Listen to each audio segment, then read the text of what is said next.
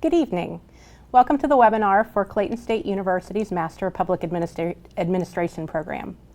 My name is Lisa Holland Davis. I am the MPA Program Director here at Clayton State University.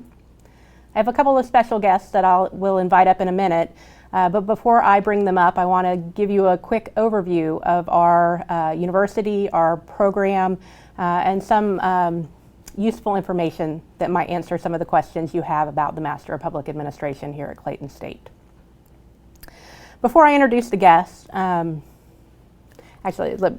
let me mention that at any time during the presentation you can submit questions online, and we will take those questions in various points throughout the program tonight.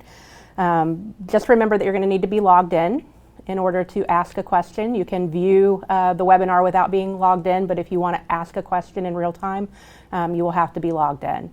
If you prefer to ask a question offline, you can use the email address mpa@clayton.edu, and someone will get back to you in a timely manner. So let's start with a little bit about Clayton State University for those of you who may not be familiar. I often hear that Clayton State is one of the best kept secrets in Atlanta. So we are located about 15 miles south of Atlanta in Morrow, Georgia. We are a brick and mortar institution that has been here since 1969. We will actually be celebrating our 50th anniversary this upcoming fall. We have a total student enrollment of somewhere around 7,000 students.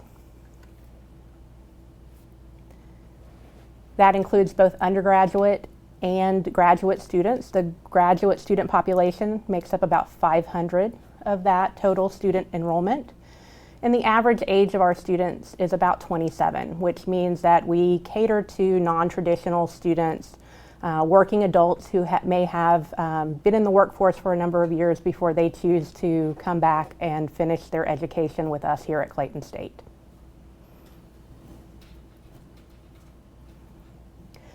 So let me tell you a little bit about the organizational structure and where the Master of Public Administration program falls in the university.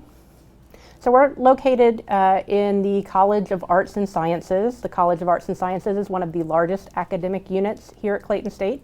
We have 9 different departments, and we teach classes in most areas of the core curriculum. So we actually touch most of the students here at Clayton State at some point in their career. Now, the Master of Public Administration program is located within the Department of Social Sciences within that larger college. And our department has 4 different undergraduate programs: criminal justice, legal studies, political science, and sociology. So most of the faculty who will be teaching in the Master of Public Administration program come from either the political science or criminal justice faculty. But we also have faculty from other disciplines that will help out from time to time.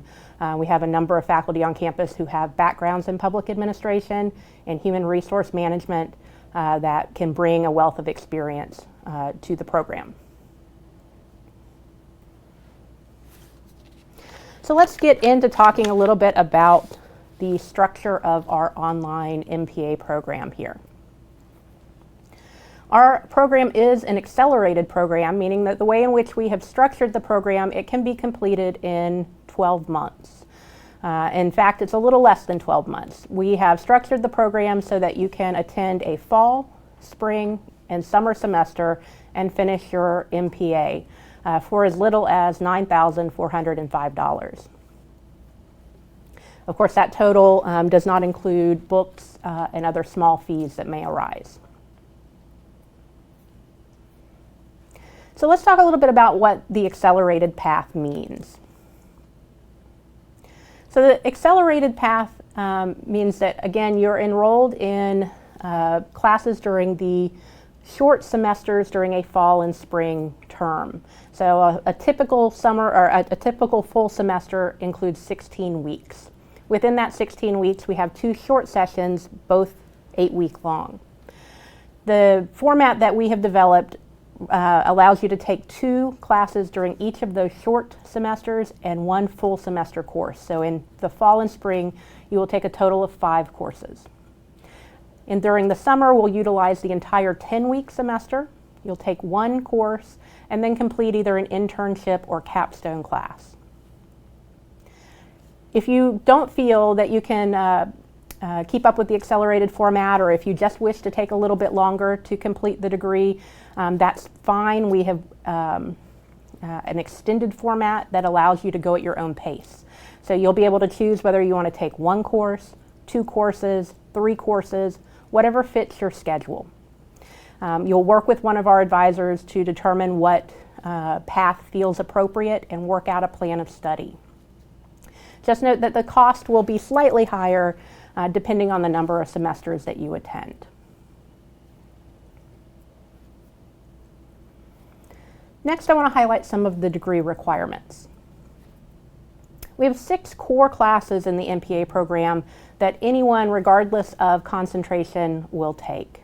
And these 6 classes, we believe, provide the basic public sector skills that are necessary for anyone, regardless of what sector they work in. So whether you choose to work in the criminal justice system or work with a nonprofit organization, these 6 classes will provide you the background that is necessary.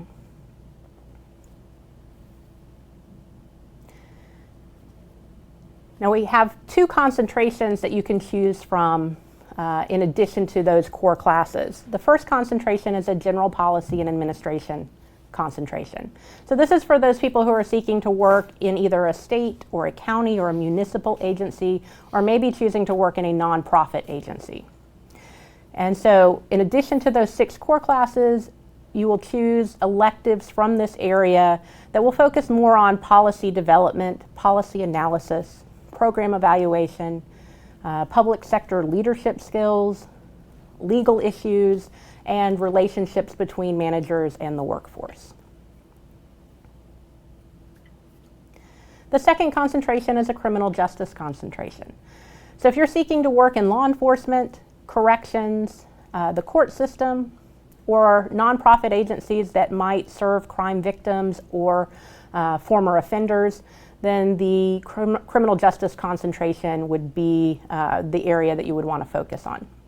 In this particular concentration, we're going to provide electives on kind of general crime patterns and trends across the United States, police, courts, and corrections, kind of an overview of the system, criminal behavior and theories that may explain it, special factors when working with juveniles, and then maybe additional special topics classes on particular policy issues such as drugs and crime. What you see here is a kind of a plan of study. This is the accelerated format. It shows you how you would complete your degree within a 12-month period. So you can see that in the first 8-week session of the fall, you would take your beginning introductory public administration course.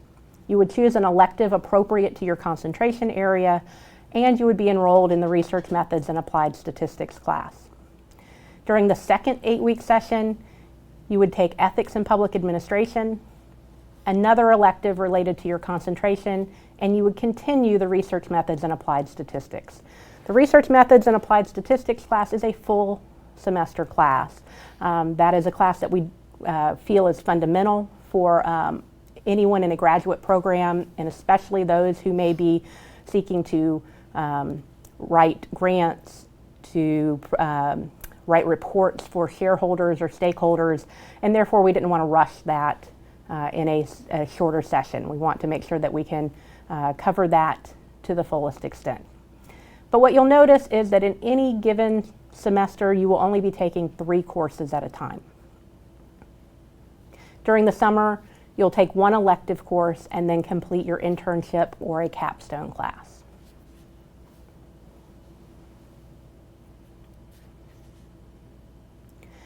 This graphic shows you what the start dates for each of the semesters look like. So for fall 2019, the upcoming semester, the start date is August 10th. The full semester runs until December 9th. The 2 short semesters are nestled within that longer semester. So your first short session goes from August 10th to October 4th. The second short semester begins on October 9th and runs through December 9th. Note that the spring and summer start dates are tentative pending the release of the final academic calendar, but tentatively they're scheduled to begin on January 11th and May 23rd.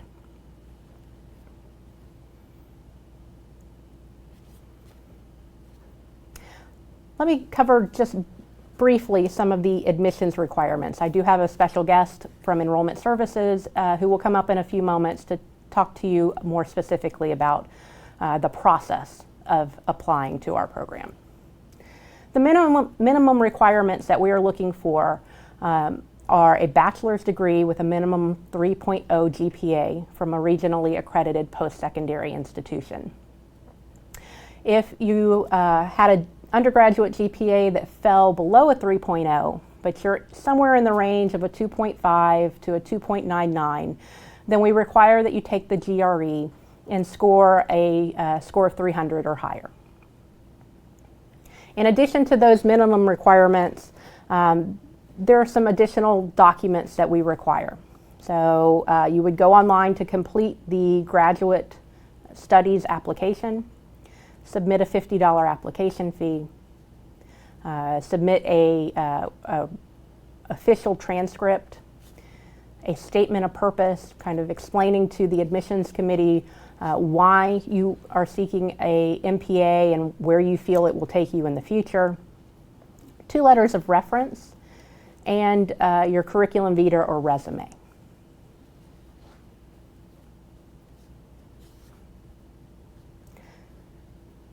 Our application deadlines for the upcoming fall semester are June 30th. That is our priority deadline.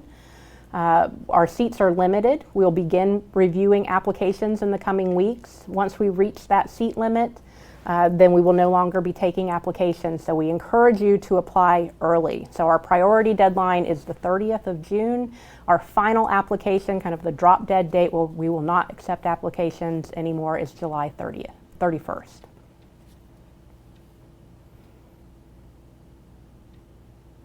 Let me pause at this point and ask if there are any questions. If you submitted any questions, I'll be happy to take them. All right. Feel free at any time, if you're logged in, send those questions in or send them to the mpa@clayton.edu address, and I would be happy to take them. If you think of them later, if you go to sleep tonight and wake up first thing in the morning and go, oh, I wish I'd asked that question, feel free to contact me directly. You'll see my email address, my direct email address on the screen. You can give me a call. Or again, that easy to remember program email, mpa@clayton.edu, will come to me as well as a couple of other folks, and we will make sure that we get the answer to your question. All right, so at this time, let me go ahead and invite one of my guests up. So I'd like to introduce one of our program faculty members, Dr. Dominic Wells. So Dr. Wells has his Master of Public Administration degree from Bowling Green State University and a PhD in Political Science from Kent State University. And he's going to tell us a little bit about where an MPA from Clayton State University can take you. Great. Thanks for inviting me on. And the MPA is a professional degree for people who want to take on leadership roles in public service. So they work to implement policies, programs, and projects that solve societal problems. I like to describe the MPA as the business administration degree of the public sector. Instead of focusing on what it takes to run a good business, instead of focusing on profits and shareholders, you're focusing on people. So not that businesses don't do that, but there's more of a focus on the serving of the public aspect than you would get in other programs. So MPA graduates are prepared for a wide variety of work in the public sector, the nonprofit sector, and some go on to work in the private sector too. So one of the things I wanted to point out today is some of the people that I know that got MPAs, what did they go on to do? So I attended an MPA program in Ohio. And I brought a small list of what some of the people that were in my cohort or people who have MPAs and from somewhere else are doing. So I know a coordinator at their local metro parks, a development specialist for March of Dimes, which is a nonprofit, a county planner, a budget management analyst for the state Office of Budget Management, a compliance officer for the auditor of the state, a performance analyst for the auditor of the state, a claims representative for the Social Security Administration, a disability coordinator in Virginia, a policy analyst for the Federal Aviation Administration, and a congressional caseworker for a member of Congress. I also have a couple of friends that work in the private sector after getting their MPA, and one works on political campaigns, and he's a campaign manager in the state of Pennsylvania.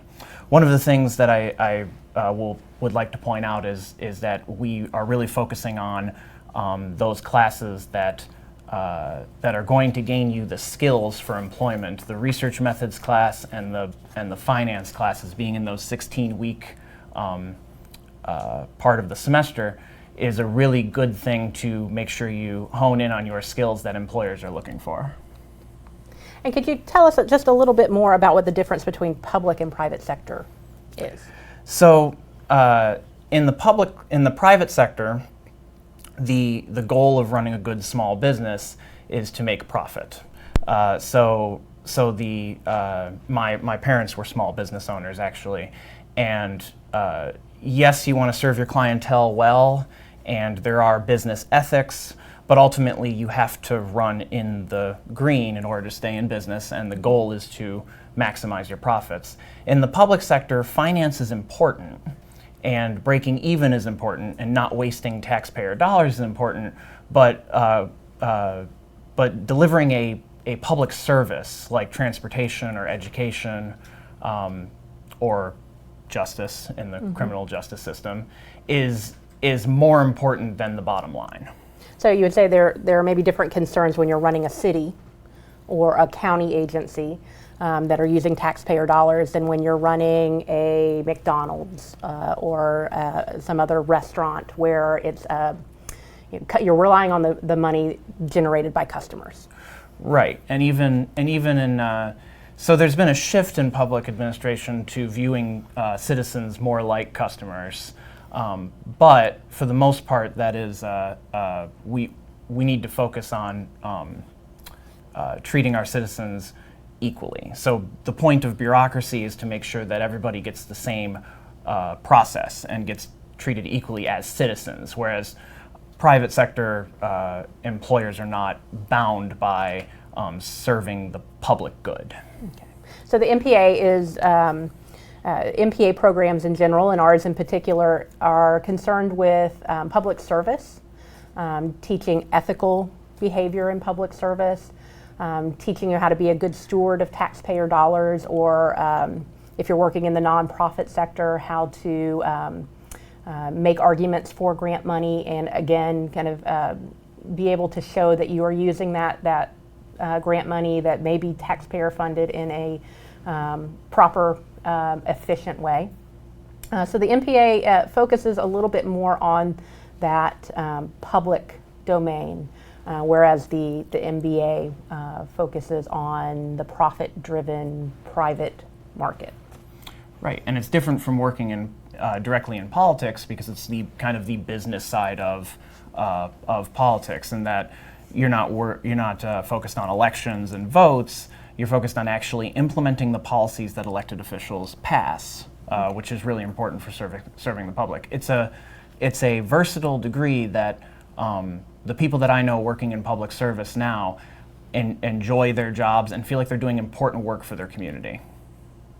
And the list of jobs that you read sound like they're not only in federal government but state government and city government, and then also a fair number of people in nonprofits. So really, this is kind of from top to bottom a very versatile degree. Regardless of where your interests lay, if you are interested in serving the public, the MPA degree is the degree for you. Do we have any other questions right now? Okay, so let's keep moving. So thank you, Dr. Wells. Yes, absolutely. That was Thank you. A very informative way of telling us the difference between private and public, and also letting us know what jobs are available for graduates of MPA programs. So next, I would like to bring up Miss Isa Cannon. Ms. Cannon is the Associate Director for Graduate Enrollment Services here at Clayton State, and she's going to tell us a little bit more about the application process. So now that you are interested and want to apply to the Master of Public Administration at Clayton State, Ms. Cannon's going to tell you a little bit more about how you can do that. Hello, good evening. So I will, as Dr. Holland Davis stated, go over the process and give a little tips while you're applying for you to remember. That way the process can go as smooth as possible. So as stated, once you decide that you are interested and would like to apply to the MPA program, then first what you want to do is complete an online application. There is a $50 application fee. In the application, when you click on your payment, make sure you are sure of how you want to pay, because currently if you click on you want to mail the payment, there's no way to unchoose that. So you have to mail the payment. So if you know you want to pay electronically with a credit card or a debit card, then make sure you choose that whenever you apply. That is something that we are in the process of correcting, but in the meantime, just make sure you're sure of what you would like to check. Also, once you submit, once you are in the application process as well, make sure that you do not attach any documents. It's not preferred right now because the format conversion is problematic. So in a few minutes, I'll give you a good way for you to get the documents to us. And actually, the attaching the documents does slow the process. So we definitely don't want the process to slow, especially since we are on a tight deadline. So just make sure that if you have documents, do not attach them in the application. It does take about 5 to 10 days for the application to process. So just know when you submit the application, it's not an immediate process. It takes about 5 days before we actually see the application in the graduate admissions office. So just give it some time and just be patient with that process as well. And make sure that whenever you do submit documentation, in which case I'll give you the email to submit the documentation to, make sure when you do submit the documentation that you put your name on all of the documents so that we can make sure that we are putting it with your application and not with anyone else. We don't want to get that confused. When it comes to the transcripts, we do prefer them to be sent electronically. However, if you're unable to have them sent electronically, just have them mailed to Clayton State directly, and we will get them either way. And also, with the transcripts, if you are a past Clayton State University student, you do not have to send us any Clayton State University transcripts. We have access to that, so we will be able to get that. Now, if you've attended any other institution, we will need all transcripts from any institution that you have attended. And then also with the GRE scores, if you are a student or applicant that has to take the GRE, we do have to have that electronically as well, and the GRE code for that is 5145. It is also on the website, but just in case, just make sure you jot that down, that it is 5145. As far as the letter of references, you are required to have 2, as Dr. Holland Davis stated earlier, and just make sure that you put the email address correctly in the application when you are submitting for the reference, the letter of recs to go to the reference, or excuse me, make sure you put the correct email address of the person you would like to write your reference for you. If you do not put the correct letter, the correct email address in the application, no worries. Just make sure that you email the person directly or the recommender directly. And when you email them, just let them know that it does not have to be anything formalized or any formalized document. They could write a letter stating your characteristics, or if they prefer to create a form, they're more than welcome to do so as well. So there's no formalized way that you have to write the letter or have the letter written. So just make sure that they're aware of that. If you do happen to put the email address in the application and for some reason the letter of recommender has not submitted the recommendation within a 2-week time frame, I recommend that you communicate with them again as well, and also contact admissions to make sure that we have not lost the letter in translation. And just other pointers, make sure that if you want to know where the status of your application, you're more than welcome to text the status to text status in all caps to 678-466-6038, and that way you'll get a up-to-date status of your application. And you're more than welcome to also call graduate admissions, and that number is 678-466-4110. And also, for any documents aside from the transcripts and aside from the GRE, you can email all of those documents to graduate@clayton.edu, and that's also a way that you can communicate with us too.